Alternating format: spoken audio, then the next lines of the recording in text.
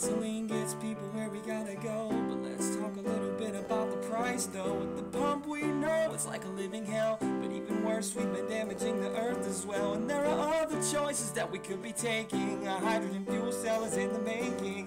It breaks down water and turns it into fuel, emitting zero pollution, which is real cool. But what about dollar signs? Talk about the fee to keep the earth clean. Tell me what it costs me to drive it around. Costs almost none, but the fuel cell, it costs about $1 million. See, the platinum inside it is the problem now. We need to run it without it, nobody knows just how. We don't want coal or electricity, but most of all, you see, we can't afford platinum. We can't afford platinum. Whoa, whoa, whoa. These cars probably cost $5 million to make, but that's one of the real challenges in fuel cells, is how do we reduce the cost of the fuel cells to make them more commercially attractive. And so there's these big areas that we're working in, and one of them is trying to find less expensive materials to make the fuel cells less expensive. The platinum, there's platinum in the fuel cell, and if we were to think about converting all the cars on the road to fuel cells, there's actually not enough platinum in the Earth's crust to make fuel cells for all these cars. So we have to find alternative materials that are less expensive in order to make fuel cells more cost competitive with gasoline engines. So my research focuses on the electrolyte part of the fuel cell, and we're making new polymers that hopefully work better and can use less expensive fuel in the fuel cell and make the fuel cell run more efficiently.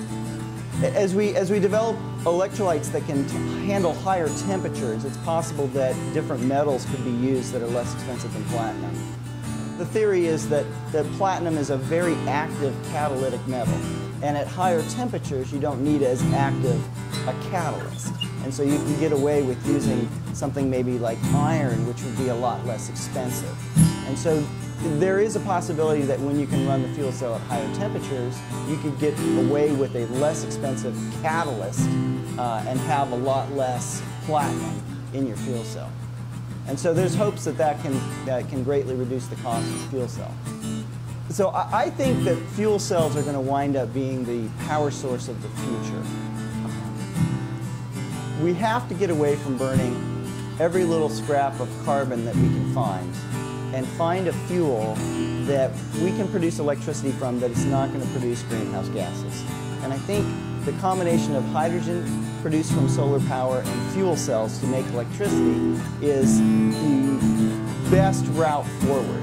And there's a lot of technical challenges there, but I've always been impressed with the human race's ability to overcome technical challenges. And I think that the fuel cells and hydrogen fuel represent the fuel and an engine of the future.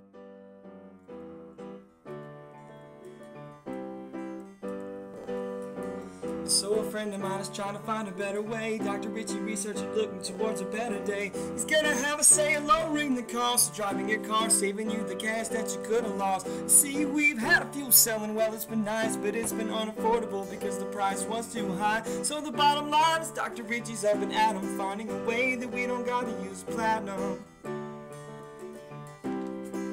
So we don't have to use platinum.